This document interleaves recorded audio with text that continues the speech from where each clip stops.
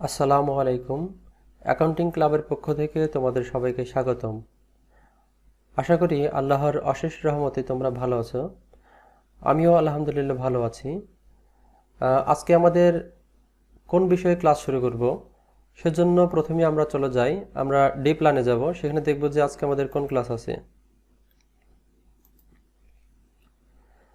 আমরা ইতিমধ্যেই প্রথম ক্লাসটি করে ফেলেছি, দ্বিতীয় ক্লাসটি করে ফেলেছি।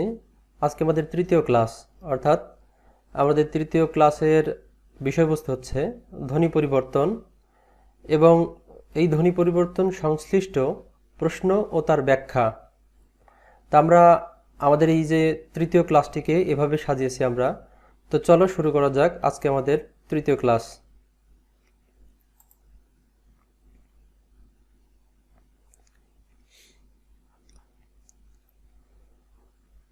ধ্বনি পরিবর্তন আমাদের প্রথমে মাথায় রাখতে হবে যে আমাদের এখানে বিষয়বস্তু কিন্তু ধ্বনি পরিবর্তন, বর্ণের পরিবর্তন নয়। ধ্বনি পরিবর্তন এবং বর্ণ পরিবর্তন এই দুটি কিন্তু আলাদা বিষয়। আমি ইতিমধ্যেই ধ্বনি কাকে বলে, বর্ণ কাকে বলে, এই ধ্বনি এবং বর্ণের ভিতরে সুস্পষ্ট যে পার্থক্য বিদ্যমান সেই সম্পর্কে আমি বিস্তারিত আলোচনা করেছি আমার এর আগের ক্লাসটি, ধ্বনি ও বর্ণ শিরোনামে। তোমরা যারা ধ্বনি এবং বর্ণ সম্পর্কে সুস্পষ্ট ধারণা নিতে চাও, তোমরা আমার আগের ক্লাসটি করে আসতে পারো। ওকে, আমি সামনে যাচ্ছি। ধ্বনি পরিবর্তন কাকে বলে? উচ্চারণের সময় ধ্বনির বিষয়টি স্বভাবতই উচ্চারণের সাথে সম্পর্কযুক্ত। সুতরাং এই যে উচ্চারণের সময় সহজীকরণের প্রবণতায় শব্দের মূল ধ্বনির যেসব পরিবর্তন ঘটে তাকে বলা হয় ধ্বনির পরিবর্তন।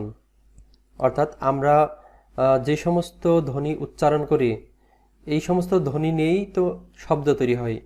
তো এই ধরনের ধ্বনির মাধ্যমে আমরা যে শব্দ উচ্চারণ করি এই সমস্ত শব্দগুলো যদি বিভিন্ন কঠিনভাবে থাকে, বিভিন্ন জটিলভাবে থাকে, তো সেগুলো কিভাবে আমরা সহজে উচ্চারণ করতে পারি এইটার প্রবণতায় মূল ধ্বনির যেসব পরিবর্তন ঘটে তাকেই বলা হয় ধ্বনির পরিবর্তন। তো এই ধ্বনি পরিবর্তনের কিছু বৈশিষ্ট্য আছে, সেগুলো এখন আমরা জানব। সেটা হচ্ছে, আমি মার্কিং করে দিচ্ছি যে ধ্বনি পরিবর্তন নানা প্রক্রিয়ায় সম্পন্ন হয়। অর্থাৎ এই যে ধ্বনি পরিবর্তন হবে এটার কিন্তু সুনির্দিষ্ট একটি মাত্র প্রক্রিয়া নেই, এর নানা প্রক্রিয়া আছে। অর্থাৎ বিভিন্ন প্রক্রিয়ায় এই ধ্বনি পরিবর্তন সম্পাদিত হয়। ধ্বনি পরিবর্তন কেন হয়? আমরা জানি যে আমাদের শরীর বিভিন্ন সময় আলসেমি করে। তো এই জীব যেহেতু আমাদের শরীরেরই একটি অঙ্গ, সুতরাং এই জীবেরও আলসেমি আছে, তার অসাবধানতা আছে, তার অনিচ্ছাকৃত ত্রুটি আছে। এই সমস্ত কারণে, অর্থাৎ জীবের আলসেমি, অসাবধানতা, অনিচ্ছাকৃত ত্রুটি, সহজে উচ্চারণ করার প্রবণতা ইত্যাদি কারণে ধ্বনির পরিবর্তন ঘটে। ধ্বনি পরিবর্তন খেয়াল খুশি মতো পরিবর্তন করা যায় না। আমরা ইচ্ছা করলে কি ধ্বনি পরিবর্তন করতে পারি? না, কারণ ধ্বনি খেয়াল খুশি মতো পরিবর্তন করা যায় না। এই ধ্বনি পরিবর্তনের জন্য কিছু সুস্পষ্ট পদ্ধতি আছে, সেই পদ্ধতিগুলো মেনেই তারপরে ধ্বনি পরিবর্তন হয়। ভাষার পরিবর্তন ধ্বনি পরিবর্তনের সাথে সম্পর্কযুক্ত। অর্থাৎ আমরা জানি যে এই ভাষার হচ্ছে ক্ষুদ্রতম একটি রূপ হচ্ছে এই ধ্বনি। অর্থাৎ এই ধ্বনি যদি পরিবর্তন হয় তাহলে স্বাভাবিকভাবে আমরা ধরতে পারি যে ভাষার পরিবর্তন হবে। কোন একটি জিনিস যেই একক উপাদানে গঠিত সেই একক যদি পরিবর্তন হয় তাহলে সেই উপাদানেরও অভ্যন্তরীণ এবং গঠনগত পরিবর্তন হতে বাধ্য। সুতরাং ভাষার যেহেতু একটি অন্যতম মৌলিক উপাদান হচ্ছে এই ধ্বনি, সুতরাং ধ্বনি পরিবর্তনের সাথে ভাষা পরিবর্তন সম্পর্কযুক্ত। অঞ্চলভেদে ধ্বনি পরিবর্তনের পার্থক্য লক্ষ্য করা যায়। আমরা দেখি যে একই জিনিসকে, একই দ্রব্যকে আমরা বিভিন্ন অঞ্চলে বিভিন্ন নামে ডাকি। অর্থাৎ এই অঞ্চলভেদে ধ্বনি পরিবর্তনের পার্থক্য কিন্তু লক্ষ্য করা যায়। কোথায় পরিবর্তন ঘটে? এই যে আমরা ধ্বনি পরিবর্তনের কথা বলছি, এই ধ্বনি পরিবর্তনটা কোথায় ঘটে? শব্দের আদিতে, অর্থাৎ আমরা জানি যে ধ্বনির লিখিত রূপ হচ্ছে বর্ণ, এবং এই বর্ণ শব্দ গঠন করে। কারণ হচ্ছে এই ধ্বনি কিন্তু দেখা যায় না, এই ধ্বনির হচ্ছে লিখিত রূপ হচ্ছে এই বর্ণ, এবং এই বর্ণের মাধ্যমে শব্দ গঠিত হয়। তো এই শব্দের আদিতে অর্থাৎ শুরুতে ধ্বনি পরিবর্তন ঘটতে পারে, শব্দের মধ্যভাগে ঘটতে পারে, শব্দের শেষে ঘটতে পারে। অর্থাৎ ধ্বনি পরিবর্তনটা একটি শব্দের যে কোনো জায়গায় ঘটতে পারে। কিভাবে পরিবর্তন ঘটে? এই ধ্বনি পরিবর্তন কিভাবে ঘটে? আমরা জানি যে ধ্বনি দুই প্রকার। ধ্বনি কত প্রকার? ধ্বনি দুই প্রকার, একটি স্বরধ্বনি এবং আরেকটি ব্যঞ্জন ধ্বনি। আর এই ধ্বনি পরিবর্তন হয় এই দুই ক্ষেত্রে, যেহেতু ধ্বনি তো টোটাল হচ্ছে দুই প্রকার, সুতরাং যদি পরিবর্তন ঘটে তাহলে এই দুই প্রকারের ভিতরেই ঘটবে, অর্থাৎ স্বর ও ব্যঞ্জনের ভিতরেই ঘটবে। এই ধ্বনি পরিবর্তন ঘটে তিনভাবে এই ধ্বনি পরিবর্তন ঘটে। একটি হচ্ছে ধনাগম, অর্থাৎ এই ধ্বনি এই শব্দের ভিতরে আগমন ঘটতে পারে। ধনাগম অর্থাৎ ধ্বনির আগম। ধ্বনিলোপ অর্থাৎ একটি শব্দের ভিতর থেকে যে ধ্বনিগুলো আমরা উচ্চারণ করছি এই ধ্বনির থেকে লোপ হয়ে যেতে পারে, অর্থাৎ বিলুপ্ত হতে পারে, অর্থাৎ মুছে যেতে পারে। তার মানে ধ্বনি আসলে যেমন ধ্বনি পরিবর্তন হবে, এবং ধ্বনি যদি মুছে যায়, যদি লোপ পায়, সেক্ষেত্রেও ধ্বনি পরিবর্তন ঘটবে। তৃতীয় আরেকটি বিষয়, সেটা হচ্ছে ধ্বনির রূপান্তর, অর্থাৎ সে ওই শব্দের ভিতরে কোনো ধ্বনি আসলো না এবং কোনো ধ্বনি বিলুপ্ত হলো না অথবা লোপ পেল না, কিন্তু যেই ধ্বনি ছিল সেই ধ্বনি পরিবর্তন ঘটল। অর্থাৎ যেখানে একটি আম আছে, একটি জাম আছে এবং কলা আছে, এই কলার বদলে আমি একটি কাঁঠাল নিলাম, সুতরাং এখানে কিন্তু পরিবর্তন ঘটবে।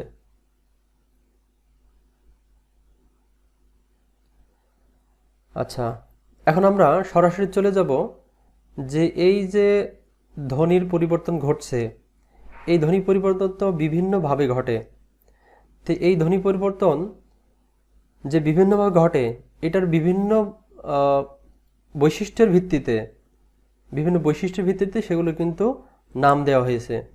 তা আমরা এখন যাব যে বিশেষ বিশেষ পদ্ধতিতে ধ্বনি পরিবর্তন ঘটে সেগুলো বিস্তারিত আলোচনা করতে। প্রথমে আমরা দেখব যে হচ্ছে আদি স্বরাগম, অর্থাৎ স্বরাগম হচ্ছে একটি ধ্বনি পরিবর্তনের প্রক্রিয়া। এই স্বরাগমে বিভিন্ন জায়গায় ধ্বনি পরিবর্তন ঘটতে পারে, সেটা আদিতে হতে পারে, সেটা মধ্যতে হতে পারে, অথবা সেটা শেষে হতে পারে, এবং এর পাশাপাশি অন্যান্য জায়গায় ধ্বনি পরিবর্তন ঘটতে পারে। তো আমরা এখন দেখব যে আদি স্বরাগম। দেখো, এই যে আদি, এই আদি শব্দের অর্থ হচ্ছে শুরু, অর্থাৎ প্রারম্ভে। অর্থাৎ আদিতে কি হবে? স্বরের আগমন ঘটবে। আদি স্বরের আগম, আদি স্বরাগম। এই আদি স্বরাগম কিভাবে ঘটবে? যে উচ্চারণের সুবিধার জন্য বা অন্য কোনো কারণে শব্দের আদিতে স্বরধ্বনি এলে তাকে আদি স্বরাগম বলে। তোমরা উদাহরণগুলো দেখলে আরো বেশি স্পষ্ট হবে। যেমন এখানে আছে স্কুল। দেখো, এই স্কুল শব্দটি অনেক জায়গায় পরিবর্তন করে অনেকে বলে যে স্কুল, অর্থাৎ এই যে স্কুলের আগে একটি হ্রস্ব ই, এই যে শব্দটি, এই যে ধ্বনিটি, দুঃখিত শব্দটি, এই যে ধ্বনিটি, অর্থাৎ এই যে স্বরধ্বনিটি ব্যবহৃত হলো, এটা কিন্তু আগে কিন্তু ছিল না। অর্থাৎ এখানে কিন্তু নতুনভাবে হ্রস্ব ই যোগ করে আমরা অনেক সময় উচ্চারণ করি যে স্কুলে যাচ্ছে। সুতরাং এই যে হ্রস্বই এই যে স্বরের আগমন ঘটলো, এটা কোথায় ঘটলো? এটা হচ্ছে এই শব্দের শুরুতে, সুতরাং এটি হচ্ছে আদি স্বরাগম। এই যে স্টেশন, এই স্টেশন শব্দের আমরা কিন্তু স্টেশন শব্দকে অনেক সময় উচ্চারণ করি যে স্টেশন, কোথায় যাচ্ছি? স্টেশনে যাচ্ছে। এই যে এখানে স্টেশন, এই স্টেশনের শুরুতে কিন্তু এই যে হ্রস্বই এসেছে। সুতরাং এই যে স্বরধ্বনির আগমন ঘটলো, কোথায় ঘটলো? শুরুতে, এই শব্দের স্টেশন শব্দের শুরুতে, সুতরাং এটি একটি আদি স্বরাগম। এরূপ এই যে স্তাবল থেকে আস্তাবল, স্পর্ধা, স্পর্ধা এটাকে আমরা অনেক সময় করি যে আস্পর্ধা, অর্থাৎ এই যে স্পর্ধা শব্দটি ছিল তার আগে আমরা আ স্বরধ্বনি যুক্ত করেছি। কোথায় যুক্ত করেছি? শব্দের শুরুতে। সুতরাং এটি একটি আদি স্বরাগম, অর্থাৎ আদিতে স্বরের আগমন। স্বরাগম আরেকটি কোথায় ঘটতে পারে? সেটা হচ্ছে শব্দের মধ্যে। উচ্চারণের সুবিধার জন্য যুক্ত অক্ষরের মাঝে, খুব ভালো করে লক্ষ্য রাখবে যে যুক্ত অক্ষরের মাঝে আমরা স্বরধ্বনি এনে ফেলি, এটাকে বিপ্রকর্ষ বলে। সংযুক্ত ব্যঞ্জনকে ভেঙে তার মাঝে স্বরধ্বনি আনয়নের রীতিকে স্বরভক্তি, বিপ্রকর্ষ বা মধ্য স্বরাগম বলে। অর্থাৎ এই তিনটার নাম একই। যাকে তুমি স্বরভক্তি বলবা সেই বিপ্রকর্ষ, সেই মধ্য স্বরাগম। অর্থাৎ একজন ব্যক্তি যেমন বিভিন্ন নাম থাকে, কারো 2টা 3টা 5টা 10টা, তো এই মধ্য স্বরাগমেরও এই 3টা নাম, স্বরভক্তি, বিপ্রকর্ষ, মধ্য স্বরাগম। এই যে আমরা বলছি স্বরভক্তি, এই যে আমরা বলছি স্বরভক্তি, এই ভক্তি শব্দের অর্থ হচ্ছে বিভাজন। সুতরাং আমরা যদি স্বরভক্তি, এখানে স্বরভক্তি হয়ে গেছে, এটা হবে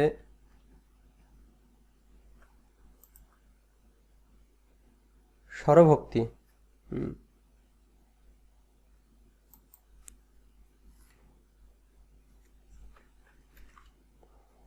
ওকে, এই স্বরভক্তি শব্দের অর্থ হবে স্বর সহযোগে বিভাজন। অর্থাৎ ভক্তি শব্দের অর্থ যেহেতু বিভাজন, স্বরভক্তি শব্দের অর্থ হচ্ছে স্বর সহযোগে বিভাজন। আর বিপ্রকর্ষ অর্থ হচ্ছে দূরবর্তী হওয়া। এই যে আমরা বলছি বিপ্রকর্ষ অর্থ হচ্ছে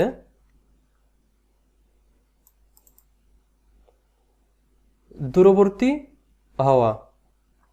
তাছাড়া বিশ্লিষ্ট দুই ব্যঞ্জনধ্বনির মাঝখানে স্বরধ্বনি আসে বলে একে মধ্য স্বরাগম বলা হয়। অর্থাৎ এই যে বিপ্রকর্ষের মাধ্যমে এই যে যুক্ত ব্যঞ্জন, আমরা এখানে বলেছি যে যুক্ত অক্ষরের মাঝে, যুক্ত অক্ষরের মাঝে এই যে বিপ্রকর্ষ দিয়ে এই যুক্ত অক্ষরকে আমরা দূরে ঠেলে দিচ্ছি, আমরা বিভাজন করছি স্বর সহযোগে।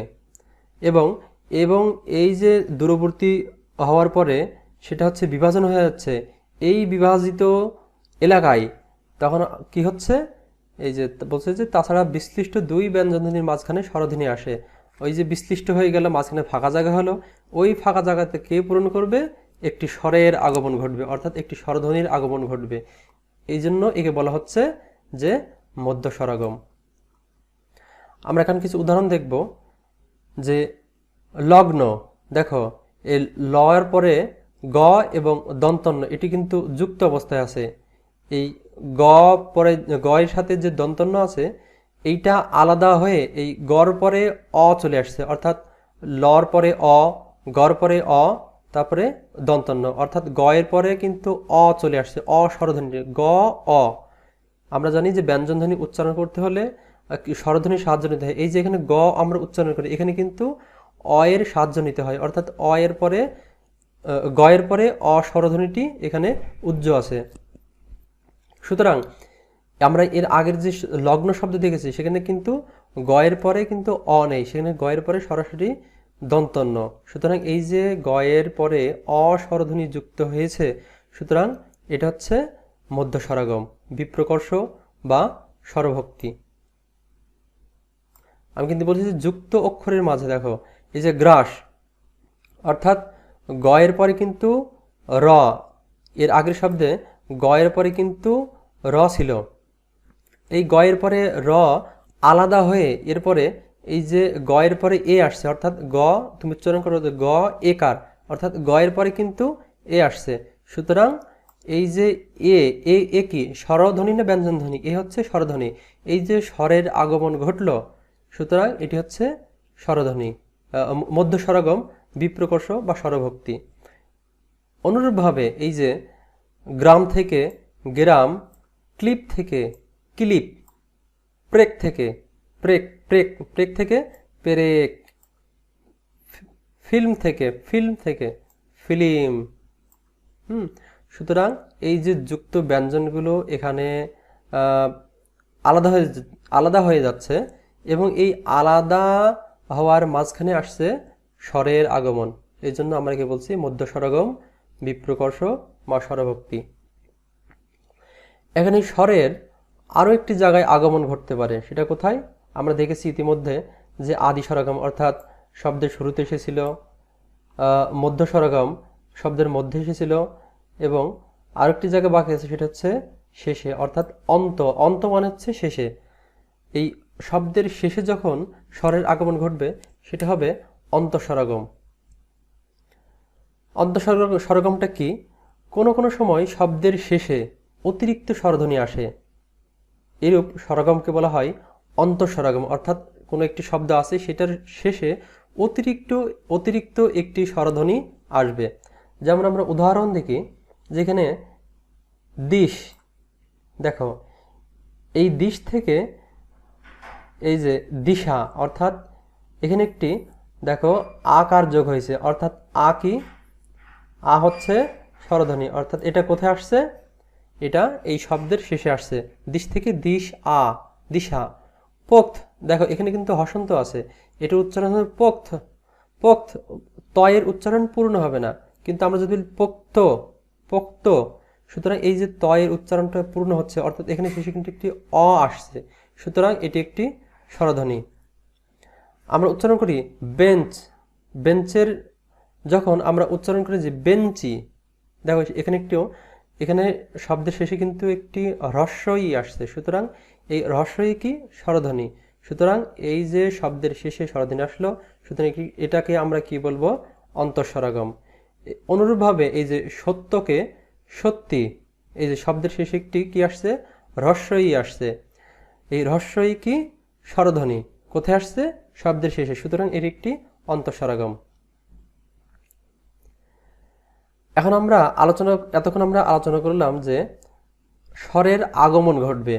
এখন আমরা দেখব যে আগমন যেহেতু ঘটার মাধ্যমে কোনো ধ্বনির পরিবর্তন ঘটতে পারে, সুতরাং অনুরূপভাবে কোনো ধ্বনি যদি লোপ পায়, আমাদের কিন্তু 3টি সূত্র মাথায় রাখতে হবে যে কিভাবে ধ্বনির পরিবর্তন ঘটে। এই যে আমি বলেছিলাম ধনাগম, অর্থাৎ ধ্বনির আগমন ঘটতে পারে।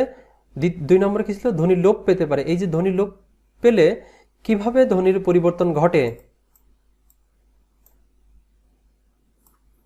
আমি মার্কিং করে দিচ্ছি।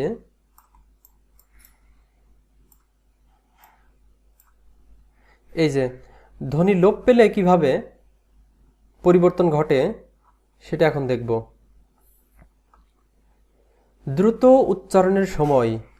উচ্চারণের জন্য শব্দের আদি, অন্ত বা মধ্যবর্তী কোনো স্বরধ্বনির লোপকে বলা হয় সম্প্রকর্ষ ধ্বনিলোপ বা স্বরলোপ। অর্থাৎ আমরা সহজে উচ্চারণ করার জন্য, দ্রুত উচ্চারণ করার জন্য শব্দের প্রথমে, শব্দের মাঝে অথবা শব্দের শেষে যে কোনো জায়গায় আমরা যদি ধ্বনির লোপ দেখি, তাহলে আমরা সেটাকে কি বলবো? সম্প্রকর্ষ ধ্বনিলোপ বা স্বরলোপ। এটা কি? এটা হচ্ছে, দেখো আমি লাল কালি দিয়ে মার্কিং করে রাখছি, এটা হচ্ছে স্বরাগমের বিপরীত। অর্থাৎ আগমন যেমন ঘটেছিল তেমনি এটার লোপও হতে পারে। যেহেতু ওটার আগমন ছিল, এটার লোপ, অর্থাৎ স্বরাগমের এটা বিপরীত। তো আমরা দেখেছি যে স্বরাগম আমাদের হচ্ছে 3 প্রকার ছিল। তো এই স্বরাগম যেহেতু 3 প্রকার ছিল এবং স্বরাগমের বিপরীত হচ্ছে এই স্বরলোপ, এই স্বরলোপও হচ্ছে 3 প্রকার। তো আমরা এখন সেগুলো নিয়ে আলোচনা করব। স্বরাগমে যেমন ছিল যে আদিস্বর লোপ, আদি স্বরাগম, দুঃখিত, আদি স্বরাগম। সুতরাং এই যে আমরা স্বরলোপ পড়ব, এখানে কিন্তু ওই অনুরূপভাবেই শুধুমাত্র আগমের জায়গায় লোপ পাবে, অর্থাৎ আদিস্বর লোপ পাবে। আমরা উদাহরণ দেখলে স্পষ্ট রূপে ধারণা পাবো। সেটা হচ্ছে যে এই যে অলাভ একটি শব্দ, এটাকে একসময় উচ্চারণের পরিবর্তন হতে হতে এই যে লাও হয়ে যায়। অর্থাৎ এই যে আদিতে যে অ ছিল, এই অ কিন্তু উধাও এই লাউ শব্দ থেকে, অর্থাৎ অলাবু এখান থেকে পরিবর্তন হয়েছে লাবু, এরপর থেকে এখান থেকে পরিবর্তন হয়েছে লাউ। এই যে উদ্ধার, এই যে উদ্ধার শব্দটি আমরা দেখছি, এই উদ্ধার থেকে কিন্তু এই হ্রস্ব ই শব্দটি কিন্তু উধাও হয়ে গেছে। সুতরাং এই যে ধার, অর্থাৎ এই যে শব্দের শুরুর এই হ্রস্ব ই কি স্বরধ্বনি, এই স্বরধ্বনি লোপ পাচ্ছে। সুতরাং আদিস্বর লোপ পেয়েছে। হ্যাঁ, এই জন্য আমরা এটাকে বলবো আদিস্বর লোপ। এবার মধ্যস্বর লোপ। মধ্যস্বর লোপ আমরা নাম শুনে বুঝতে পারছি যে মধ্যের স্বর লোপ পাবে। আমরা উদাহরণ দেখি যে বসতি, এই যে বসতির দন্তস্ব এর নিচে কিন্তু হসন্ত নেই। সুতরাং উচ্চারণটা হবে বসতি। আমরা এটাকে অনেক সময় দ্রুত উচ্চারণের সময় আমরা কি বলি যে বসতি। হ্যাঁ, এই যে দন্তস্বয়ের নিচে দেখো হসন্ত আছে, এই হসন্ত থাকা মানে সেই শব্দটি পূর্ণরূপে উচ্চারণ হবে না, অর্থাৎ এখানে দন্তস্বয়ের সঙ্গে অ ছিল, এই অটি কিন্তু এখানে অনুপস্থিত। সুতরাং এই অ ধ্বনিটি এখানে লোপ পেয়েছে। সুতরাং এটা কোথায় লোপ পেয়েছে? মধ্যে। অর্থাৎ দেখো ব কিন্তু ঠিক আছে, তয়ে হ্রস্বই কিন্তু ঠিক আছে, কিন্তু মধ্যখানে স্বরধ্বনিটি লোপ পেয়েছে। সুতরাং মধ্যস্বর লোপ। অনুরূপভাবে জানালা থেকে এই দেখো দন্তনয়ের নিচে এখানে কিন্তু হসন্ত, এই যে। সুতরাং জানালা হয়ে গেছে জানলা, দন্তন্য নেই। অনুরূপভাবে দেখো গা মোছা থেকে হয়েছে গামছা, অর্থাৎ ময়ে যে ওকার ছিল, এই ওকারটি কিন্তু এখানে নেই। এই ও কারটা হচ্ছে কি স্বরধ্বনি। সুতরাং এই যে স্বরধ্বনি কোথায় লোপ পেয়েছে? মাঝখানে। সুতরাং মধ্যস্বর লোপ। অনুরূপভাবে এই যে অগুরু থেকে অগুরু, সুবর্ণ থেকে স্বর্ণ, সবগুলোতে দেখো মধ্যস্বর লোপ পেয়েছে। সুতরাং আমরা দেখলাম আদি স্বরলোপ পেয়েছে, মধ্যস্বর লোপ পেয়েছে, আরও একটি জায়গায় স্বরলোপ পাই, সেটি হচ্ছে অন্তঃস্বরলোপ। অর্থাৎ শব্দের শেষে যদি স্বরধ্বনি লোপ পাই সেটাকে আমরা বলবো অন্তঃস্বরলোপ। উদাহরণ দেখো বন্যা, এই যে বন্যা শব্দের শেষে আ যোগ আছে, তাই না? জফলা আকার, এই জফলা আকার শেষে একেবারে শেষে কিন্তু আ আছে। এই আ শব্দটি কিন্তু এই বান শব্দের উচ্চারণে কিন্তু এই আ কিন্তু অনুপস্থিত, অর্থাৎ লোপ পেয়েছে এই আ। সুতরাং এই যে শেষে লোপ পেল, এই কারণেই এর নাম হচ্ছে অন্তঃস্বর লোপ। হ্যাঁ, পরবর্তীগুলো দেখো যে চাকা থেকে চাক, এই যে আকার, এই আকার কিন্তু হারিয়ে গেছে। এই আকার কিন্তু লোপ পেয়েছে। সুতরাং এই আকার যে নেই, এটা হচ্ছে অন্তঃস্বর লোপ। এই যে আশা থেকে আশ, দেখো আকার লোপ পেয়েছে। অনুরূপভাবে আজি থেকে আজ, দেখো এখানে হ্রস্বইকার লোপ পেয়েছে। এখানে হচ্ছে চারি থেকে চার, অর্থাৎ এখানেও দেখো হ্রস্বইকার লোপ পেয়েছে। এখন এই যে স্বরধ্বনি যে লোপগুলো তোমরা দেখলে, এই লোপের ভিতরে কিছু কিছু পদ্ধতিতে, কিছু কিছু প্রক্রিয়ায় কিছু অক্ষর বলতে অন্য কিছু মিন করে।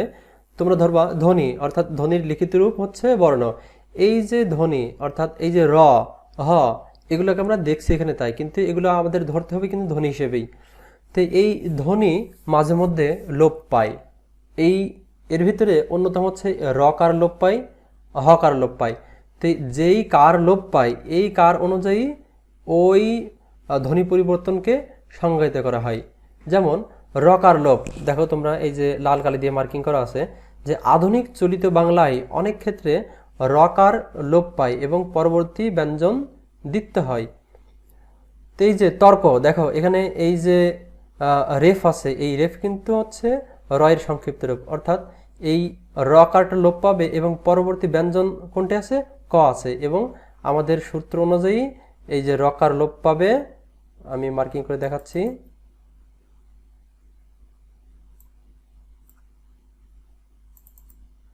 এই রকার লোপ পাবে এবং এই যে রকার লোপ পেয়েছে এবং পরবর্তী ব্যঞ্জন দিতে হয়, অর্থাৎ পরবর্তী ব্যঞ্জন কোনটি, ক ছিল, এই কয়ে কয় অর্থাৎ দিতে হবে, তর্ক থেকে তক্ক। এই যে করতে থেকে, এই করতের এই যে রকার লোপ পাবে এবং পরবর্তী ব্যঞ্জন দিতে হবে, অর্থাৎ পরবর্তী ব্যঞ্জন কি, ত, এই ত দিতে হবে, অর্থাৎ করতে। দেখো অনুরূপভাবে এই যে মারলো থেকে মারলো, করলাম থেকে করলাম।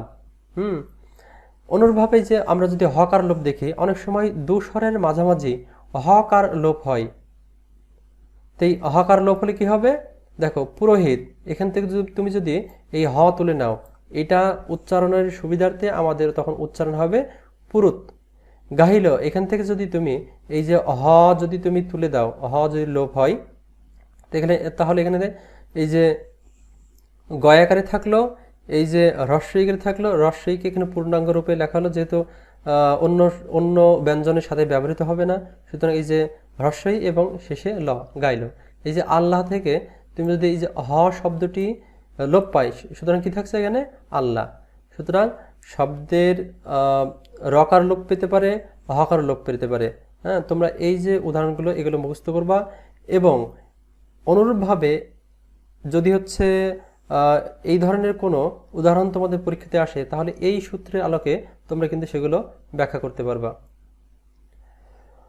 আমরা আরও একটি ধ্বনি পরিবর্তনের নিয়ম দেখছি, সেটা হচ্ছে অন্তর্হতি। অন্তর্হতি কি, পদের মধ্যে কোনো ব্যঞ্জন ধ্বনি লোপ পেলে বা অন্তর্হিত হলে তাকে অন্তর্হতি বলে। অর্থাৎ পদের মধ্যে কোনো ব্যঞ্জন ধ্বনি লোপ পেলে, খুব সুন্দরভাবে দেখবা যে প্রত্যেকটি শব্দ কিন্তু তোমরা বিশ্লেষণ করবা। হ্যাঁ, অনেক সময় তোমরা কি করো যে একটার সাথে আরেকটা তালগোল পাকাই ফেলো, কোনটা স্বরধ্বনি বলছে কোনটা ব্যঞ্জন ধ্বনি বলছে, এইগুলো কিন্তু তোমাদের মাথায় রাখতে হবে। তো পদের মধ্যে কোনো ব্যঞ্জন ধ্বনি লোপ পেলে বা অন্তর্হিত হলে তাকে বলে অন্তর্হতি। এই দেখো ফাল্গুন, ফাল্গুন, এখান থেকে কিন্তু এই যে এই ব্যঞ্জন ধ্বনিটি কিন্তু লোপ পেয়েছে, যে ল, এই ল ব্যঞ্জন ধ্বনিটি লোপ পেয়েছে, লোপ পেয়ে হয়েছে কি ফা গুণ। ফলাহার, ফলাহার থেকে দেখো এই যে হ কিন্তু লোপ পেয়েছে, সুতরাং এই হকে যদি তোমরা এখান থেকে বাদ দাও, তাহলে কিন্তু থাকছে ফলার। এই যে ফলার, অন্তর্হতি শব্দের আরেকটি রূপ হচ্ছে হারিয়ে যাওয়া বা এই লোপ পাওয়া। এই যে আলাহিদা, এই যে আলাহিদা থেকে তুমি যদি এই হয়ে হ্রস্বইকার কখনো লোপ পায়, তার কি থাকছে শব্দটি আলাদা। হ্যাঁ, এই হ, হ কি স্বরধ্বনি না ব্যঞ্জন ধ্বনি, হ হচ্ছে ব্যঞ্জন ধ্বনি। দেখো এখানে কিন্তু বলছে যে ব্যঞ্জন ধ্বনি লোপ পাবে। এই যে হ, এই হ কি ব্যঞ্জন ধ্বনি স্বরধ্বনি, ব্যঞ্জন ধ্বনি অবশ্যই, সুতরাং এই যে ব্যঞ্জন ধ্বনি লোপ পেয়েছে। এই যে ফাল্গুনের ল, ল লোপ পেয়েছে, এখানে ল স্বরধ্বনি ব্যঞ্জন ধ্বনি, ল অবশ্যই ব্যঞ্জন ধ্বনি, সুতরাং এই যে ল লোপ পেয়ে ফাগুন হলো, সুতরাং এটি একটি অন্তর্হতি। আমরা ধ্বনি পরিবর্তনের আরেকটি নিয়ম দেখছি, সেটি হচ্ছে স্বরসংগতি। স্বরসংগতি কি, অনেক সময় শব্দের মধ্যে অবস্থিত অসম স্বরধ্বনির সাম্য বা সঙ্গতি, এই যে এই শব্দটি মনে রাখবা, অসম স্বরধ্বনির সাম্য বা সঙ্গতি লাভের প্রবণতা দেখা যায়। পূর্ববর্তী বা পরবর্তী স্বরের প্রভাবে শব্দের মধ্যে অপর স্বরধ্বনি পরিবর্তিত হয়ে প্রভাবকারী স্বরের সঙ্গে সঙ্গতি রক্ষা করলে এই রীতিকে বলা হয় স্বরসংগতি। সোজা বাংলা ভাষায় এবং সহজ কথায় আমি যদি তোমাদের বলি, যে শব্দের মধ্যে যে বিভিন্ন স্বরধ্বনি আছে, এগুলো একটার সাথে আরেকটি একটু শ্রেণী ব্যবধান কমানোর চেষ্টা করবে, অর্থাৎ মিলেমিশে থাকার চেষ্টা করবে, অর্থাৎ তুইও যেমন আমিও সেমন। হ্যাঁ, এই ধরনের একটা টেন্ডেন্সি এখানে কাজ করবে। তো এই স্বরসংগতি কত প্রকার? স্বরসংগতি চার ভাবে হয়ে থাকে। হ্যাঁ, কি কি? প্রগত স্বরসঙ্গতি। প্রগত স্বরসঙ্গতি কি? পূর্ববর্তী স্বরের প্রভাবে পরবর্তী স্বরের পরিবর্তন, অর্থাৎ পূর্ববর্তী বলতে আগে, পরবর্তী বলতে পরে, অর্থাৎ আগের স্বরের প্রভাবে, অর্থাৎ আগে যে থাকবে তার প্রভাবে, অর্থাৎ সেই এখানে প্রভাবশালী, অর্থাৎ আগে যে থাকবে তার প্রভাবে পরে যে থাকবে তাকে পরিবর্তন করা যখন হবে তখন হচ্ছে এটা প্রগত স্বরসঙ্গতি। অর্থাৎ এখানে যদি তুমি প্রগত স্বরসঙ্গতির অর্থভাবে তুমি বিশ্লেষণ করো, এইটা সবসময় মনে রাখবা যে প্রগত স্বরসঙ্গতি অর্থাৎ থেকে আগত, অর্থাৎ সামনে থেকে আগত স্বরসঙ্গতি। তো উদাহরণ দেখো যে মূলা থেকে মূল, অর্থাৎ দেখো এখানে এই যে ময়ে হ্রস্বকার, হ্যাঁ, এইটা কিন্তু ঠিক আছে। চেঞ্জ হয়েছে কি, এই যে লয় আকারে আছে এইটা হচ্ছে আকার বাদী ওকার হয়ে গেছে, অর্থাৎ শুরুতে ঠিক আছে, শেষে অর্থাৎ শুরুর প্রভাবে শেষে পরিবর্তন হচ্ছে, এইটা হচ্ছে প্রগত স্বরসঙ্গতি। অনুরূপভাবে দেখো শিকার কিন্তু তালে বয়স হয় হ্রস্বইকারে ঠিক আছে, কিন্তু কয়ে আকার ছিল ওটা হচ্ছে একার হয়ে গেছে। অনুরূপভাবে তুলা থেকে তুলো, দেখো 2 নম্বর বিষয়টা কি, পরাগত স্বরসঙ্গতি। প্রগত ছিল কি থেকে আগত, হ্যাঁ, তাহলে পরাগতটা কি হবে, অর্থাৎ পরের থেকে আগত, অর্থাৎ পরে যে থাকবে তার থেকে শুরুতে আসবে। ডেফিনেশনটা দেখো, পরবর্তী স্বরের প্রভাবে পূর্ববর্তী স্বরের পরিবর্তন। উদাহরণ দেখো যে দেশি, এই যে দেশি শব্দের তালব্য শয়ে হ্রস্বইকার এইটা কিন্তু ঠিক আছে, কিন্তু এই যে দয়ে একার ছিল এইটা কিন্তু পরিবর্তন হয়ে দয়ে হ্রস্বইকার হয়ে গেছে।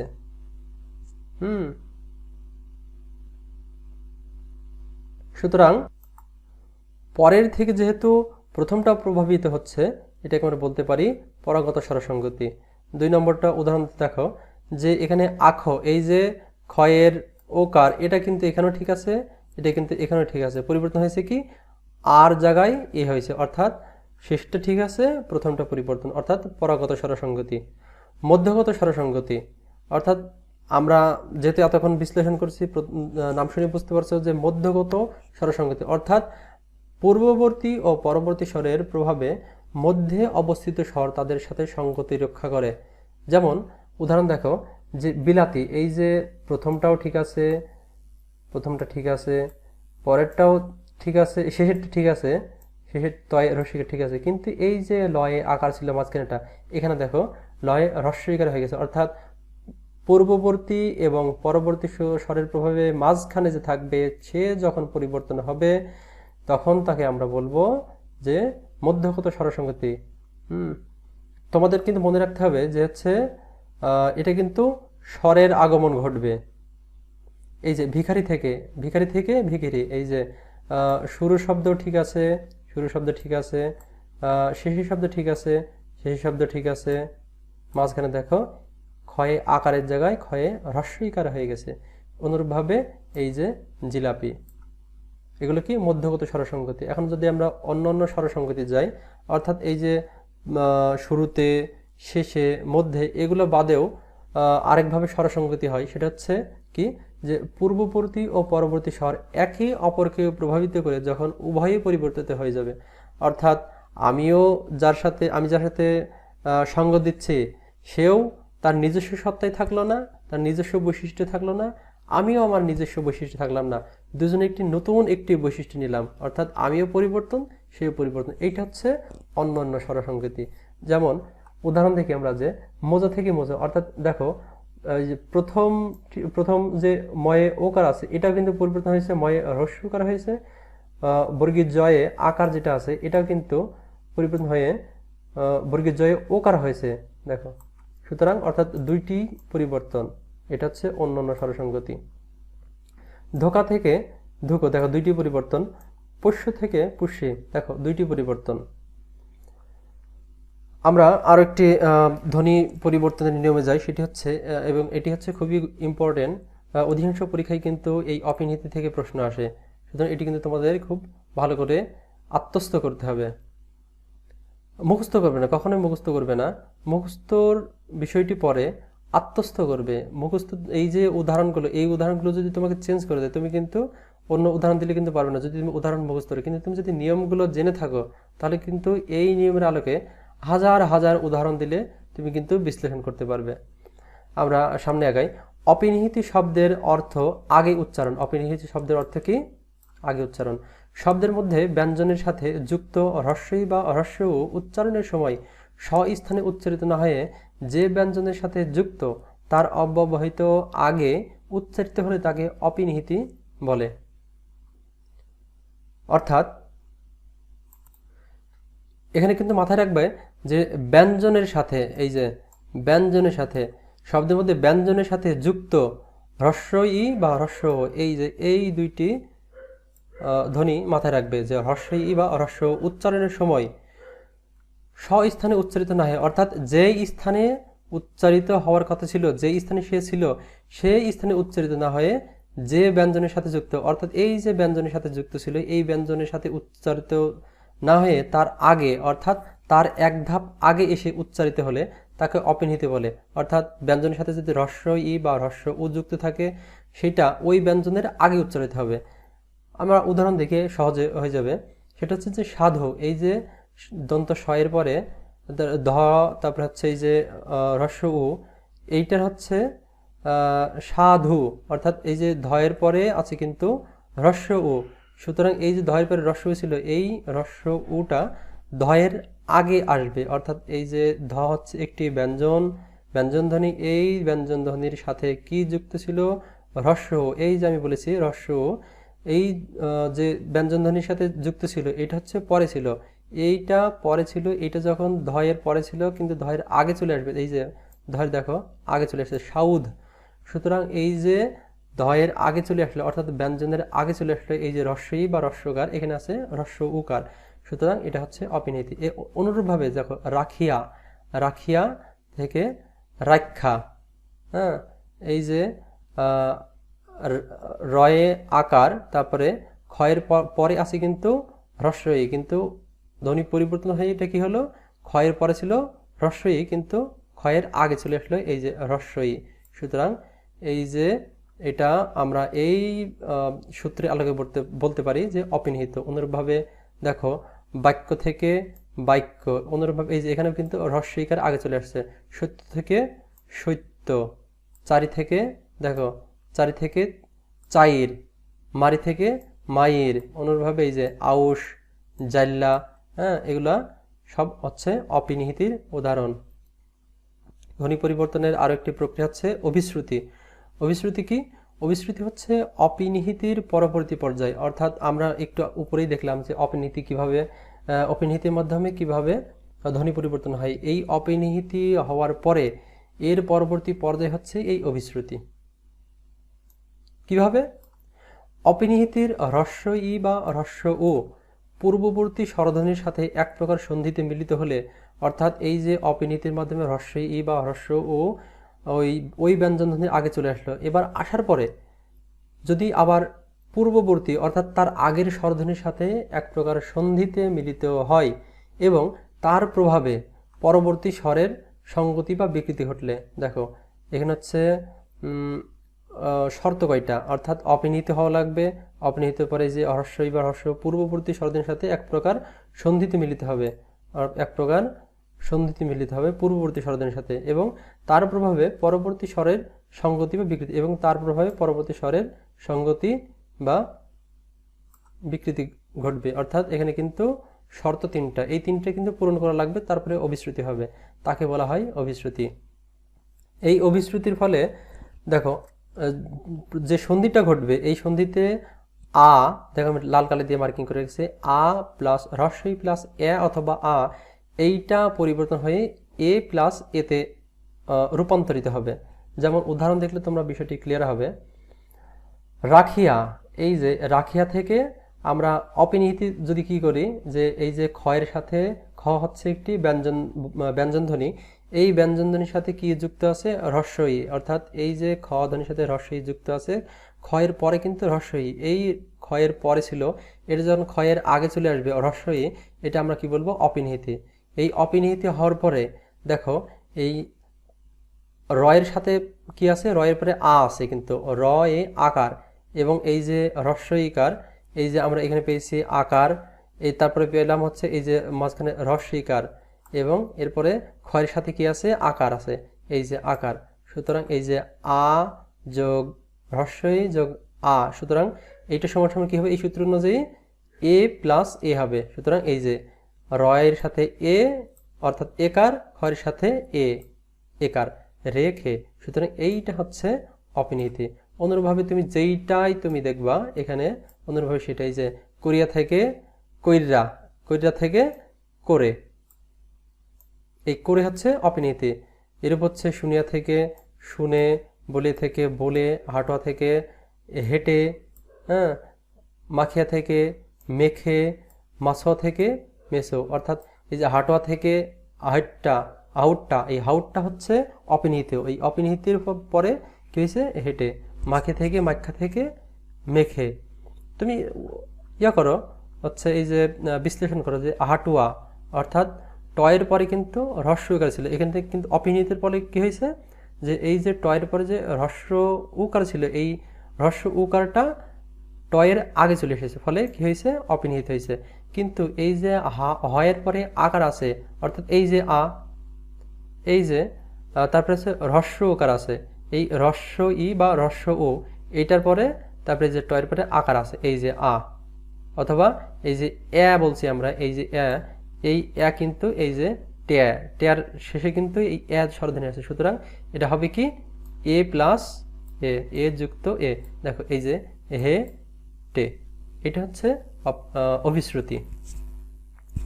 আশা করি বুঝতে পেরেছ। সমীভবন বা এর আরেকটি নাম হচ্ছে সমীকরণ। সমীকরণ বা সমীভবন কি? শব্দের মধ্যে পাশাপাশি অবস্থিত অসম ব্যঞ্জনধ্বনি উচ্চারণের সুবিধার্থে একে অপরের প্রভাবে সঙ্গতি বা সাম্য অবস্থা লাভ করলে তাকে সমীভবন বা সমীকরণ বলে। প্রকৃতপক্ষে সমীভবন স্বরসঙ্গতির মতোই ব্যঞ্জন সঙ্গতি। একটু আগে আমরা কি বিষয়ে আলোচনা করেছিলাম, আমরা হচ্ছে স্বরসঙ্গতি আলোচনা করেছিলাম, অর্থাৎ এই স্বরসঙ্গতি হচ্ছে স্বরধ্বনির যে সাম্য, এই সাম্য বা সঙ্গতি লাভ করবে। আর সমীভবন বা সমীকরণ হচ্ছে ব্যঞ্জন সঙ্গতি বা ব্যঞ্জন ধ্বনির সাম্য লাভ করবে। আমরা তোমাদেরকে উপরে নিয়ে যাই, দেখো এই যে কই স্বরসঙ্গতি, এই যে স্বরসঙ্গতি, এখানে দেখো অসম স্বরধ্বনি, এই যে স্বরধ্বনি, আমি কিন্তু তোমাদের বারবার বলছি যে কিছু কিছু শব্দ এবং টার্মের দিকে তোমরা লক্ষ্য রাখবা। এই সমস্ত বিষয়গুলো ধরতে না পারলে কিন্তু তোমাদের ধ্বনি পরিবর্তন নিয়ে কিন্তু তোমার মাথার ভিতরে কিন্তু গুলাই ফেলবা এবং পরীক্ষার খাতায় তোমরা ভুল অ্যান্সার করবা। এখানে হচ্ছে স্বরসঙ্গতি বলতে, স্বরসঙ্গতি বলতে স্বরধ্বনির সাম্য বা সঙ্গতি লাভের প্রবণতা দেখা যায়। আর যখন বলবা যে সমীভবন বা সমীকরণ, এটা হচ্ছে ব্যঞ্জন ধ্বনি, এই যে ব্যঞ্জন ধ্বনি উচ্চারণের সুবিধার্থে একে অপরের প্রভাবে সঙ্গতি বা সাম্য লাভ, এখানে কিন্তু সঙ্গতি বা সাম্য লাভ করবে। স্বরসঙ্গতিতেও কিন্তু সাম্য বা সঙ্গতি লাভ করবে। পার্থক্য কি? স্বরসঙ্গতি হচ্ছে স্বরধ্বনির, আর সমীভবন বা সমীকরণ হচ্ছে ব্যঞ্জন ধ্বনির। এই সমীভবনও তিন রীতির হয়। একটি হচ্ছে প্রগত সমীভবন, 2 নম্বর হচ্ছে পরাগত সমীভবন, এবং 3 নম্বর হচ্ছে অন্যান্য সমীভবন। তা আমরা দেখে নিই এখন যে প্রগত সমীভবন কোনটা। যে পূর্ববর্তী ব্যঞ্জনধ্বনির প্রভাবে পরবর্তী অসম ব্যঞ্জনধ্বনি পূর্ববর্তী ব্যঞ্জনধ্বনির সমতাপ্রাপ্ত হবে। আমরা এর আগে কি বলেছি যে প্রগত মানে হচ্ছে প্র থেকে আগত, মনে রাখবা তোমরা সবসময়, অর্থাৎ পূর্ব থেকে আগত। হ্যাঁ, তো এইটা হচ্ছে যখন পূর্ব থেকে আগত হয়ে পরবর্তী ব্যঞ্জনধ্বনিকে প্রভাব বিস্তার করবে, এটা হচ্ছে প্রগত সমীভবন। উদাহরণ দেখো যে পক্ক, এখানে কিন্তু কয়ে বয়ে আছে, এই ক অর্থাৎ ক কিন্তু আগে আছে, এই ক থেকে এই ব পরিবর্তন হয়ে কয়ে কয়ে হবে, তখন পক্ক। এই যে চন্দন, দেখো চ দন্ত নয়ে দয়ে আছে, কিন্তু হচ্ছে এই দন্ত নয়ের পরে দ আছে, এই দন্ত ন আগে আছে, দ পরে আছে, এই দন্ত নয়ের প্রভাবে পরবর্তী দ, অর্থাৎ এই যে ব্যঞ্জন, এই ব্যঞ্জন দুইটা হচ্ছে একই রকম হয়ে গেল, অর্থাৎ প্রথমটার অনুযায়ী পরেরটা সাম্যরূপ লাভ করলো। সুতরাং এটা হচ্ছে প্রগত সমীভবন। অনুরূপভাবে এই যে গলদা থেকে গল্লা, অর্থাৎ লয়ের পরে দ আছে, কিন্তু এই দ কার প্রভাবে প্রভাবিত হয়েছে? লয়ের প্রভাবে। সুতরাং এইটা হচ্ছে সমতা লাভ করেছে গল্লা। অনুরূপভাবে দেখো চক্র, এখানে কিন্তু ক এর পরে কিন্তু র আছে, এই যে এই শব্দটা কিন্তু ক এর পরে র। হ্যাঁ, তো এই ক এর পরে যে র, এই ক হচ্ছে একটি ব্যঞ্জন, এই ক এর সাথে র প্রভাবিত হয়ে এই ক এর অনুরূপ আচরণ করছে, অর্থাৎ আগে যে থাকবে তার প্রভাবে পরবর্তী যদি প্রভাবিত হয়, তো মনে রাখবা এটা হচ্ছে প্রগত সমীভাবন। অনুরূপভাবে যে স্বর্ণ, পদ্ম, রাজ্য, হ্যাঁ, এগুলো হচ্ছে এই প্রগত সমীভাবনের উদাহরণ। পরাগত সমীভাবন কি? পরবর্তী, অর্থাৎ পর থেকে আগত। পর কি? যে পরবর্তী, পরবর্তী ব্যঞ্জনধ্বনির প্রভাবে পূর্ববর্তী অসম ব্যঞ্জনধ্বনি পরবর্তী ব্যঞ্জনধ্বনির সমতা প্রাপ্ত হয়। যেমন তোমার উদাহরণ দেখো যে কাদনা, এই কাদনা, এই যে দন্তন্য শেষে আছে এর প্রভাবে পরে আছে এই যে দ, এই দ হচ্ছে পরিবর্তন হয়ে এর সমরূপ লাভ করছে। সুতরাং এই যে কান্না, কর্ম থেকে এই যে রয়ের পরে কিন্তু হচ্ছে রেফ যেটা আমরা বলি, এইটার পরে কিন্তু আছে ম। হ্যাঁ, এই র ম সবই কিন্তু ব্যঞ্জন। এই যে এই পরবর্তী ময়ের প্রভাবে এই যে উপরে রেফ অর্থাৎ র হয়ে গেল ম। সুতরাং আমরা এটা বলবো পর থেকে আগত, অর্থাৎ পরাগত সমীভাবন। অনুরূপভাবে কর্তা থেকে কর্তা, যদ্দূর থেকে যদ্দূর, সর্প থেকে সর্প, হ্যাঁ, এগুলো এই যে তৎপ্লাস জন্য, তজ্জন্য, তৎপ্লাস হিত, এই যে তৎ যোগ হিত, তদ্ধিত, এটা কিন্তু ইম্পর্টেন্ট, অনেক মনে রাখবা। তদ্ধিত এটা হচ্ছে পরাগত সমীভাবন। উৎ যোগ মুখ, উন্মুখ। এখন দেখো অন্যান্য সমীভাবন। অন্যান্য সমীভাবন কি? যে পূর্ববর্তী এবং পরবর্তী, অর্থাৎ আগে এবং পরে উভয়ের অসম ব্যঞ্জনধ্বনি পরস্পরকে প্রভাবিত করবে। অর্থাৎ এর আগে যেটা বলেছি যে অন্যান্য কি হচ্ছে দুজন মেলামেশা করবে, অর্থাৎ দুজনও যখন হচ্ছে একসাথে থাকবে দুজনেই নিজেদের স্বতন্ত্র বৈশিষ্ট্য পরিহার করবে, অন্য একটি ভিন্ন একটি বৈশিষ্ট্য ধারণ করবে, এটা হচ্ছে অন্যান্য। এটা যখন সমীভাবনের ক্ষেত্রে ঘটবে তখন এটা আমরা বলবো অন্যান্য সমীভাবন। উদাহরণ দেখলে তোমরা ক্লিয়ার হবে যে এই যে বৎসরের এই যে খণ্ডত এবং দন্তস্ব, এই খণ্ডত এবং দন্তস্ব এটা কিন্তু দুজনেই কিন্তু পরিবর্তিত হয়েছে। কি হয়েছে? চ এবং ছয়ে রূপান্তরিত হয়েছে। দেখো প্রথমের ব এবং শেষের র এটা কিন্তু স্থির আছে। মাঝখানে কি হয়েছে? খণ্ডত এবং দন্তস্ব পরিবর্তন হয়ে চ এবং ছ হয়েছে। এই যে কুৎসিত, কুৎসিত থেকে কি হয়েছে? এই যে খণ্ডত এবং দন্ত ছয় রশ্মি এটা পরিবর্তন হয়ে কি হয়েছে? চয়ে ছয়ে রশ্মি, কুৎসিত। অনুরূপভাবে যে সত্য থেকে সচ্চ, বিদ্যা থেকে বিদ্যা, এই যে এরভাবে চিকিৎসা, বিচ্ছিরি, উচ্ছন, এগুলো সব হচ্ছে অন্যান্য সমীভাবন। সমীভাবন তো বললাম, এই যে সমীভাবনকে কোনো শব্দকে আমরা যখন বি যোগ করি সুতরাং সেটা হয় ওই শব্দের বিপরীত। তাহলে সমীভাবন যেহেতু ইয়েতে ব্যঞ্জন বর্ণের সাম্য বা সঙ্গতি লাভের একটি প্রবণতা ছিল, তাহলে বিষমীভাবন হবে তার উল্টা। এই যে দেখো লাল কালি দিয়ে তোমরা মার্কিং করে রাখা আছে, সেটা হচ্ছে সমীভাবনের বিপরীত রীতি বিষমীভাবন। অর্থাৎ এই সমীভাবন আমরা এতক্ষণ যা আলোচনা করলাম এটা বিপরীত করে দিলেই হয়ে যাবে বিষমীভাবন। কেমন? শব্দের মধ্যে পাশাপাশি অবস্থিত সমান দুই ব্যঞ্জনের মধ্যে যে কোনো একটি বদলে গেলে তাকে বিষমীভাবন বলে। এই যে এটা কিন্তু মনে রাখবে যে ব্যঞ্জন, ব্যঞ্জন, আমি আবার বলছি ব্যঞ্জন, স্বরধ্বনি এবং ব্যঞ্জনধ্বনি, এই জিনিসগুলো তোমাদের মাথার ভিতরে ঢুকে রাখতে হবে। এই যদি ধ্বনি পরিবর্তন শুদ্ধরূপে তোমরা বুঝতে চাও, আত্মস্থ করতে চাও, তাহলে স্বরধ্বনি এবং ব্যঞ্জনধ্বনি এই টার্মগুলো তোমাদের কিন্তু মাথায় রাখা লাগবে। তারপর উদাহরণ দেখি, এই যে শরীর, এখানে কিন্তু এই যে প্রথমে এই যে মাঝখানে একটি র এবং শেষে একটি র, অর্থাৎ এই যে শব্দের মধ্যে পাশাপাশি অবস্থিত, শব্দের মধ্যে পাশাপাশি অবস্থিত আছে সমান দুই ব্যঞ্জনের, সমান দুই ব্যঞ্জন র র, যে কোনো একটি বদলে গেলে তাকে বিষমীভাবন বলে।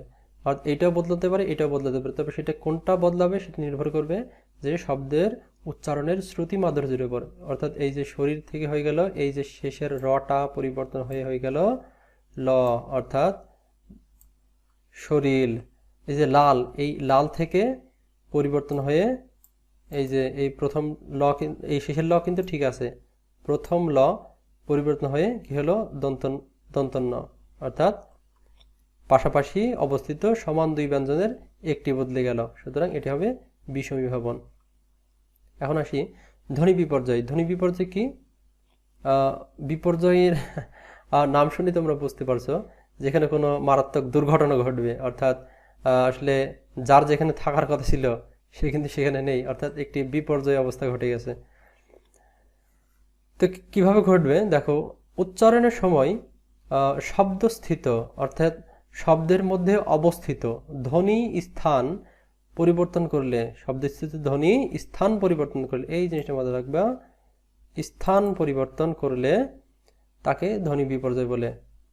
অনেক সময় আগের ধ্বনি পরে যায়, পরের ধ্বনি আগে আসে, এটা অনেক সময় আগের ধ্বনি পরে যায়, পরের ধ্বনি আগে আসে। আসে শব্দটাই এখানে পারফেক্ট হবে, আসে।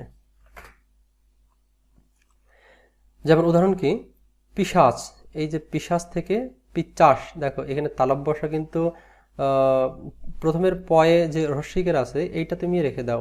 এই যে সাজ, এই সাজকে তুমি বিশ্লেষণ করো, সাজ তালব বসা আগে আছে, চ পরে আছে, কিন্তু এই যে ধ্বনি পরিবর্তন আমরা করলাম, এই যে চ পরে ছিল এইটা চলে আসলো আগে, তালব বসা প্রথমে ছিল এইটা চলে আসলো পরে, সুতরাং এর স্থান এ নিছে আর এর স্থান এ নিছে, সুতরাং এই যে স্থান পরিবর্তন, উদাহরণ ডেফিনিশন দেখো, স্থান পরিবর্তন করবে, সুতরাং এটা হচ্ছে ধ্বনি বিপর্যয়। এই যে বাক্স থেকে বাস্ক, এটাকে তোমরা, আমি যদি হচ্ছে একটু ভেঙে তোমাদের ইয়ে করে দিই, বিশ্লেষণ করে দিই, এটাকে এভাবে লেখা যায়,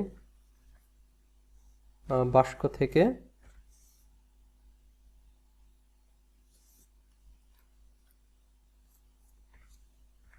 বাক্স থেকে কি বলছি, বাস্ক। এই যে দেখো, এখন তোমরা দেখো, এই যে বাক্সর ক হচ্ছে মাঝখানে ছিল, ক মাঝখানে ছিল এইটা, আর এবং দন্ত স শেষে ছিল, এই দন্ত স শেষ থেকে চলে আসলো কয়ের জায়গায়, ক চলে গেল দন্ত স এর জায়গায়, সুতরাং এটি একটি ধ্বনি বিপর্যয়। এই যে তলোয়ার, তলোয়ারের দেখো, এই যে ল চলে আসলো, এই ল চলে গেল শেষে, এর জায়গায় কি আসলো, এই যে র ছিল শেষে, এ চলে আসলো, এই যে এই ল ছিল দ্বিতীয় জায়গায়, এ আসলো, র হচ্ছে দ্বিতীয় জায়গায় চলে আসলো, এই যে শেষ থেকে দ্বিতীয় জায়গায়, আর এর দ্বিতীয় জায়গা থেকে শেষে গেল, অর্থাৎ একজনের স্থান আরেকজন দখল করছে। এই উদাহরণটা হচ্ছে ধ্বনি বিপর্যয়ের ক্ষেত্রে অনেকেই এই উদাহরণটা তোমরা দেখে থাকবা, যে এবং অনেক জায়গায়, যেমন হচ্ছে রাজশাহীতেই, আমাদের রাজশাহীতেই মোটামুটি একটি স্থায়ীভাবে নামকরণ হয়ে গেছে যে রিক্সা। হ্যাঁ, এই যে রিক্সাকে আমরা এখানে কি বলি, রিক্সা, অর্থাৎ এই যে লাস্টের দন্তস্ব কয়ের জায়গায় আসছে এবং ক চলে গেছে দন্তস্ব এর জায়গায়। অনুরূপভাবে মগজ থেকে মজগ, লাফ থেকে ফাল, দেখো ল ফয়ের জায়গায় আসছে আর হচ্ছে ফ ল এর জায়গায় আসছে, এগুলো হচ্ছে কি ধ্বনি বিপর্যয়।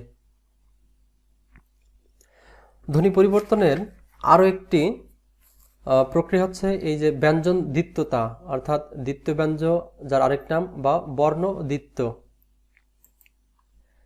তো কি এই বর্ণ দ্বিত্ব বা ব্যঞ্জন দ্বিত্বতা? দেখো, অর্থের গুরুত্ব অনুযায়ী কিছু শব্দের কোনো ধ্বনির উচ্চারণে দ্বিত্ব হয়, অর্থের গুরুত্ব অনুযায়ী কিছু শব্দের কোনো ধ্বনির উচ্চারণে দ্বিত্ব হয়। অনেক সময় জোর দেওয়া বোঝাতে, এই যে এই শব্দটি মাথায় রাখবে, কি করতে, জোর দেওয়া বোঝাতে ব্যঞ্জনের দ্বিত্ব উচ্চারণ হয়। এটি কিন্তু স্বরের দ্বিত্ব না, এটি কিন্তু ব্যঞ্জনের দ্বিত্ব। হ্যাঁ, ব্যঞ্জনের দ্বিত্ব উচ্চারণ হয়, যেমন পাকা থেকে এই যে পাক্কা, আমরা অনেক সময় যে কাঁঠালটি কেমন কিংবা আমটি কেমন, আমরা অনেক সময় জোর দেওয়ার জন্য বলি যে পাক্কা। হ্যাঁ, সকাল, আমরা যদি বলি যে তুই কখন যাবি, একবারে সকাল সকাল, অর্থাৎ আরো জোর দিয়ে বলছে সে যে সকাল সকাল, এই জোর দিয়ে বোঝাতে এই যে ক, এটা হচ্ছে একটি ব্যঞ্জন, এই ক ব্যঞ্জনটি দ্বিত্ব করে আমি হচ্ছে জোর দিলাম সকাল সকাল। অনুরূপভাবে এই যে এটা হচ্ছে মুলুক হবে, টাইপিং মিস্টেক, মুলুক থেকে মুল্লুক। আমি এখানে এই যে ল, এটা হচ্ছে আমি জোর দিলাম, আমি মুল্লুক, বড় থেকে বড্ড, হ্যাঁ বড় হচ্ছে সাধারণভাবে থাকে বড্ড, এখানে আমি ব্যঞ্জন দ্বিত্ব করলাম এবং এর মাধ্যমে কি বোঝালাম যে জোর দেওয়া বোঝালাম। যেমন ছোট থেকে ছোট্ট, এগুলো হচ্ছে কি ব্যঞ্জন দ্বিত্ব বা বর্ণদ্বিত্ব। সকাল সকাল, মুলুক থেকে মুল্লুক, পাকা থেকে পাক্কা। আচ্ছা, ধ্বনি পরিবর্তন আরো একটি রূপ হচ্ছে ধ্বনি বিকার বা ব্যঞ্জন বিকৃতি। দেখো কি বলছে যে ব্যঞ্জন বিকৃতি, পদের অন্তর্গত কোনো বর্ণ পরিবর্তিত হয়ে নতুন রূপ ধারণ করলে তাকে ধ্বনি বিকার বা বর্ণ বিকৃতি বা ব্যঞ্জন বিকৃতি বলে। দেখো এখানে বলছে যে পদের অন্তর্গত কোনো বর্ণ পরিবর্তিত হয়ে, এই নিজে নিজেই পরিবর্তিত হবে, কোনো বর্ণ পরিবর্তিত হয়ে নতুন রূপ ধারণ করলে তাকে ধ্বনি বিকার বা ধ্বনি বিকৃতি বা ব্যঞ্জন বিকৃতি বলে। যেমন শাক, এই ক কিন্তু পরিবর্তিত হয়ে এই গ হয়ে গেল। হ্যাঁ, এই যে কপাট থেকে কবাট, এই যে প পরিবর্তিত হয়ে বতে পরিবর্তন, বাদ বাকি কিন্তু ঠিক থাকছে। এই যে ধ্বনির পরিবর্তন হচ্ছে, প পরিবর্তন হয়ে ব হয়ে গেল। এই লেবুর ল পরিবর্তন হয়ে কিন্তু দন্তন্য। অনুরূপভাবে যে ধোবা ব পরিবর্তিত হয়ে কি হলো প। সুতরাং এই যে ব্যঞ্জনের পরিবর্তন হলো, নতুন একটি ব্যঞ্জনে সে রূপ ধারণ করলো, এটাই হচ্ছে ব্যঞ্জনের বিকৃতি। এবার ব্যঞ্জন চ্যুতি, এই চ্যুতি শব্দটি শুনলেই তোমরা বুঝতে পারছো যে এখান থেকে কোনো কিছু স্খলন ঘটবে, অর্থাৎ কোনো কিছু খসে পড়বে। কি খসে পড়বে? পাশাপাশি সম উচ্চারণের দুটো ব্যঞ্জন ধ্বনি থাকলে, এই যে দেখো ব্যঞ্জন ধ্বনি, পাশাপাশি সম উচ্চারণের আরেকটি শর্ত কি, পাশাপাশি সম উচ্চারিত হবে। পাশাপাশি সম উচ্চারণের দুটো ব্যঞ্জন ধ্বনি থাকলে তার একটি কি হবে, লোপ পাবে, একে ব্যঞ্জন চ্যুতি বলে। যেমন বৌদিটিকে অনেকেই উচ্চারণ করে সংক্ষেপে বৌদি, অর্থাৎ এই যে পাশাপাশি সম উচ্চারণের দুটি ব্যঞ্জন ছিল কি কি, দ হচ্ছে ব্যঞ্জন ধ্বনি, এই দ এবং দ পাশাপাশি উচ্চারিত হলো, এই দ এবং দ এই পাশাপাশি সম উচ্চারণ থেকে একটি দ কাটা গেল, অর্থাৎ লোপ পেল, থাকলো কয়টি, একটি, এই একটি থাকলো এবং একটি লোপ পেল, এই যেটি লোপ পেল এর কারণে একে বলা হচ্ছে যে ব্যঞ্জন চ্যুতি, অর্থাৎ ব্যঞ্জন এখান থেকে চ্যুতি ঘটে গেছে। এই যে বড় দাদা থেকে, আমি এটা মার্কিং করে দিচ্ছি, এই যে বড় দাদা, এই দাদা থেকে একটি ব্যঞ্জন ধ্বনি চ্যুতি ঘটেছে, অর্থাৎ একটি ব্যঞ্জন ধ্বনি এখান থেকে হারিয়ে গেছে। সুতরাং থাকলো কয়টি, একটি, এই যে এই যে চ্যুতি ঘটলো, এই জন্য একে বলা হচ্ছে ব্যঞ্জন চ্যুতি। এখন আমরা দেখব যে হচ্ছে এই দুইটা যদিও অগুরুত্বপূর্ণ নয় এবং খুব বেশি বই দেখাও যায় না, কিন্তু এগুলো আমাদের জেনে রাখতে হবে, কারণ বিভিন্ন পরীক্ষাতে কোনো সময় দিতে পারে। কারণ ঢাকা বিশ্ববিদ্যালয়ে এখান থেকে এই দুইটার ভিতর থেকে কিন্তু একটি প্রশ্ন আসছে, সুতরাং এগুলো কম গুরুত্বপূর্ণ নয়। তারপর হচ্ছে ক্ষীণায়ন এবং পিনায়ন। এই ক্ষীণায়ন এবং পিনায়ন কি, দেখো শব্দ মধ্যস্থিত মহাপ্রাণ ধ্বনি অল্প প্রাণ ধ্বনিতে পরিণত হবে, অল্প প্রাণ ধ্বনিতে পরিণত হবে। এটা হচ্ছে দেখো ক্ষীণায়ন, অর্থাৎ আস্তে আস্তে ক্ষীণ হবে এটা। হ্যাঁ, সুতরাং শব্দ মধ্যস্থিত মহাপ্রাণ ধ্বনি অল্প প্রাণ ধ্বনিতে পরিণত হবে। যেমন পাঠা থেকে পাটা, কাঠ থেকে কাঠ। এই যে ধ্বনিটা পরিবর্তন হলো, এই যে ঠ পরিবর্তন হয় কি হলো, ট হলো। তোমরা জানো যে ঠ হচ্ছে মহাপ্রাণ। হ্যাঁ, আমরা এর আগে জেনেছিলাম কি, যে অল্প প্রাণ ধ্বনি হচ্ছে 1 এবং 3 এবং মহাপ্রাণ ধ্বনি হচ্ছে 2 এবং 4। ঠ হচ্ছে ট এর পরে ঠ, অর্থাৎ দুই হচ্ছে কি মহাপ্রাণ, আর ট হচ্ছে প্রথম বর্ণ, অর্থাৎ ট হচ্ছে অল্প প্রাণ।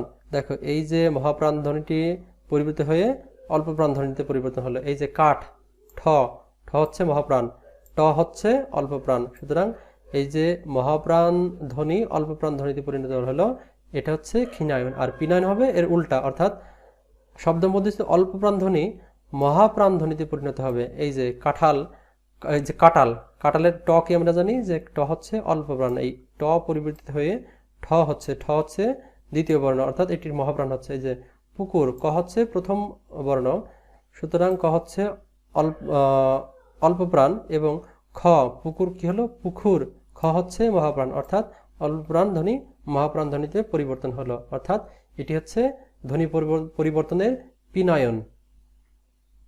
ওকে, এখন আমরা যাব হচ্ছে আমরা জানি যে পড়াশোনার শেষে আমাদের একটি পরীক্ষণ সময় থাকে, তো আমরা এখন সেখানে আমরা পরীক্ষা দেওয়ার চেষ্টা করব। আমরা দেখব যে আমরা কি শিখলাম এখান থেকে।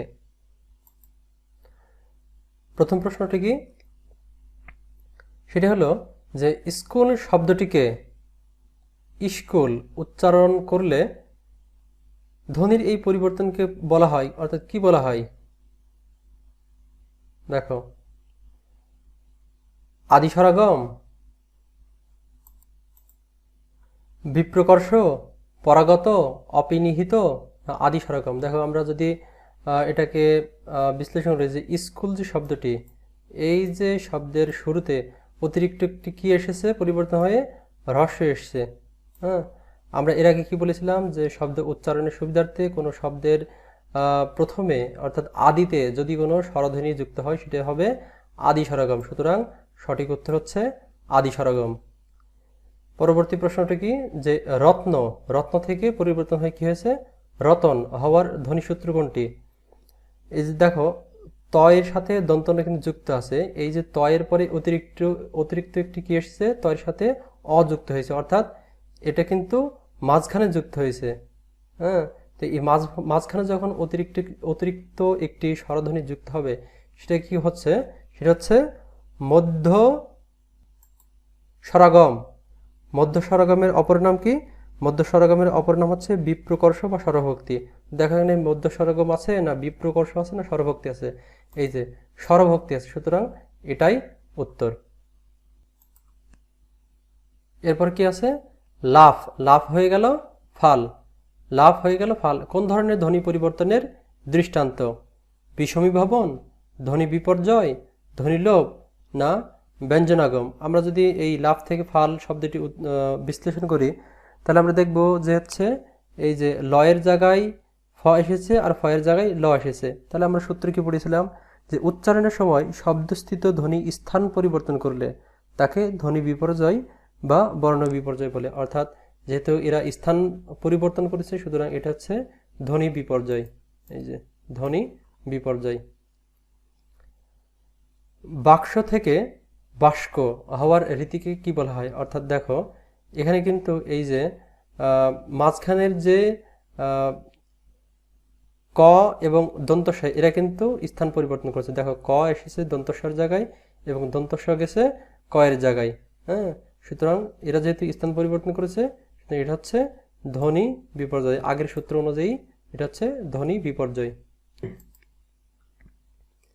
এরপরে আমরা যদি যাই পরের প্রশ্নে, তৎ যোগ হিত সমান সমান পরিবর্তন হয়ে কি হয়েছে তদ্ধিত। কোন ধ্বনি পরিবর্তন প্রক্রিয়া? সম্প্রকর্ষ, বিষমীভবন, স্বরসঙ্গতি, সমীভবন।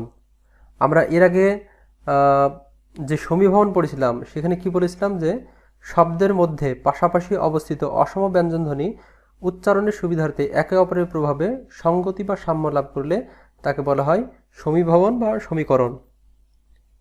দেখো এখানে হচ্ছে এই যে খণ্ডত এবং হ এইটার কিন্তু হচ্ছে একত্রিত সাম্যতা লাভ করেছে কিন্তু এই দ ধ।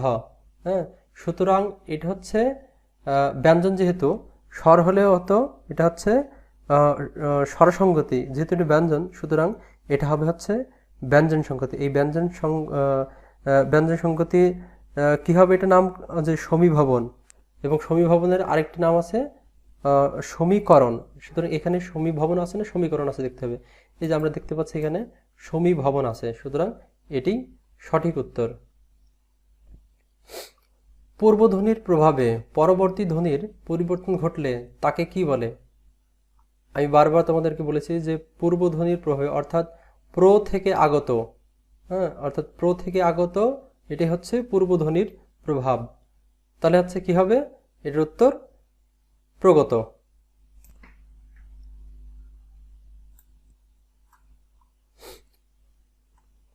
দুটি সমবর্ণের একটির পরিবর্তনকে বলা হয় কি বলা হয়? অপগত, পরাগত, সমীভবন, অসমীভবন, বিষমীভবন। দেখো অসমীভবন বলতে তো কোনো কিছু নেই, এটা তো প্রথমে বাদ দিয়ে দিবা। সমীভবন কি সেটা তো একটু আগে আমরা অ্যান্সার করে আসলাম।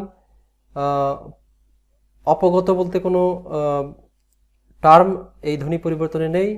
পরাগত, পরাগত কি?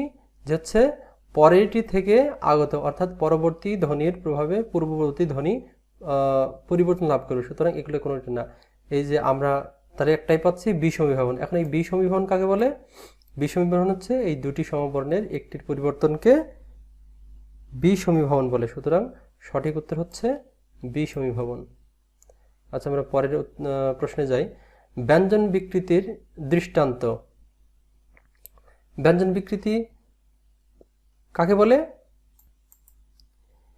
এর আগে আমরা আলোচনা করেছি যে ব্যঞ্জন বিকৃতি হচ্ছে শব্দের মধ্যে কোনো সময় কোনো ব্যঞ্জন পরিবর্তিত হয়ে নতুন ব্যঞ্জন ধ্বনি ব্যবহৃত হয়। দেখো এখানে তুমি দেখো যে এই যে ফাল্গুন থেকে ফাগুন, বৌদি থেকে বৌদি, ধরিতে থেকে ধরতে, এই যে ধোবা, ধোবার ব পরিবর্তিত হয়ে কি হয়েছে?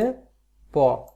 সুতরাং এই যে একটি ব্যঞ্জন আরেকটি ব্যঞ্জনের রূপ নিল, এটা হচ্ছে ব্যঞ্জন বিকৃতি। সুতরাং সঠিক উত্তর হচ্ছে ধোবা থেকে ধোপা। মহাপ্রাণ ধ্বনি অল্পপ্রাণ ধ্বনির মতো উচ্চারিত হলে তাকে কি বলে? আমরা বলেছিলাম যে মহাপ্রাণ ধ্বনি যদি অল্পপ্রাণ ধ্বনির মতো হয় তাহলে সেটা আস্তে আস্তে এই যে ক্ষীণায়ন, অর্থাৎ আস্তে আস্তে ক্ষীণ হয়ে যাবে সেটা। সুতরাং সঠিক উত্তর হচ্ছে ক্ষীণায়ন। তো এই ছিল আজকে আমাদের ক্লাস। আজকে আমরা যদি দেখি যে আজকে আমাদের যে ডে প্ল্যান ছিল, এই যে তৃতীয় ক্লাস ধ্বনি পরিবর্তন এবং সংশ্লিষ্ট প্রশ্ন ব্যাখ্যা, আশা করছি এই সম্পর্কে তোমাদের কোনো অবজেকশন কিংবা তোমাদের কোনো সমস্যা থাকবে না এই ক্লাসের পরে। আর যদিও থেকে যায় তাহলে পরবর্তীতে আমাদের জানাবে, আমরা চেষ্টা করব এই সম্পর্কে তোমাদের একটি সমাধান দেওয়ার জন্য। এবং আমরা চতুর্থ ক্লাস, আগামী যে ক্লাসটি করব সেটি হচ্ছে বাংলা ব্যাকরণের মোস্ট ইম্পর্টেন্ট একটি অধ্যায়, এবং যেখান থেকে প্রায় প্রশ্ন হয় সেটা হচ্ছে যে সন্ধি, এবং এই সন্ধি সংশ্লিষ্ট প্রশ্ন ব্যাখ্যা। তো আজকের মতো বিদায় নিচ্ছি। তোমরা সবাই ভালো থাকবে, তোমরা সবাই সুস্থ থাকো। আমি তোমাদের সাথে ছিলাম মোহাম্মদ জিনুল ইসলাম। আসসালামু আলাইকুম।